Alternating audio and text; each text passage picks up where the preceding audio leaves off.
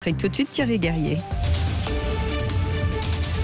Et c'est l'édito politique. Bonjour Thierry, bienvenue. Bonjour Cécile, bonjour Patrick, bonjour à tous. Alors, on reparle d'écologie cette semaine avec le chantier prioritaire, ou l'un des chantiers prioritaires pour Emmanuel Macron et pour le gouvernement, la transition écologique. Et oui, chantier numéro 1 après la pandémie, bien sûr. Dès mercredi, le projet de loi climat sera présenté en Conseil des ministres. Il sera ensuite discuté fin mars au Parlement et adopté sans doute avant l'été. C'est donc une très longue séquence écologique qui va s'ouvrir avec un des plus gros textes du quinquennat, 65 articles rédigés, Patrick, par le gouvernement à la suite, vous le savez, des travaux de la Convention citoyenne pour le climat, les 150 citoyens tirés au sort qui ont fait des propositions très concrètes. Oui, alors les Verts jugent d'ailleurs que cette loi climat va trahir tout bonnement l'esprit de la Convention citoyenne. Et cette critique gêne et arrange tout à la fois le président. Elle l'embête évidemment d'abord parce qu'il veut montrer qu'il a pris au sérieux le travail des conventionnels et qu'il tiendra sa promesse de donner une suite à leurs propositions.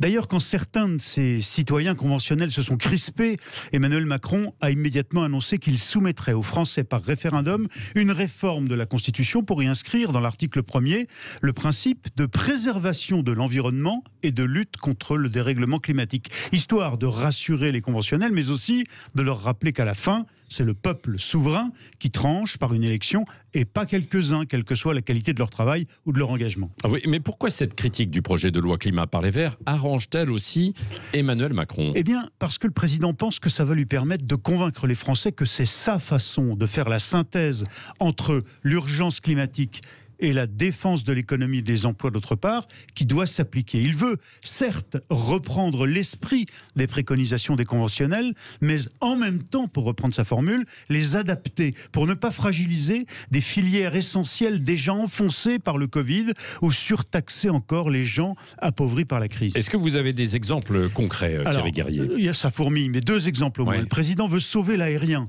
Le projet de loi prévoit donc d'interdire, certes, des lignes aériennes intérieures, mais quand un train permet de relier deux villes en moins de 2h30 et non pas 4 heures comme le proposait la Convention citoyenne, sinon par exemple c'en était fini de Paris-Nice en avion, une navette vitale pour Air France. Autre exemple, les fameuses passoires thermiques, les appartements ou les maisons qui ne sont pas isolés. La Convention voulait tout bonnement qu'on les interdise.